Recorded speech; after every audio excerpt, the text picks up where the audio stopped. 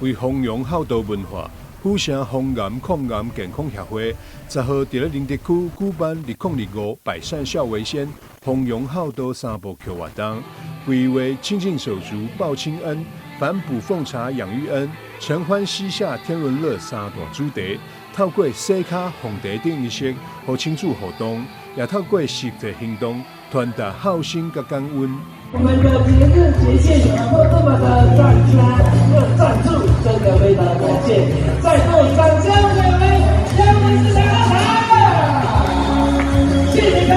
持续的办理这样非常有意义的活动。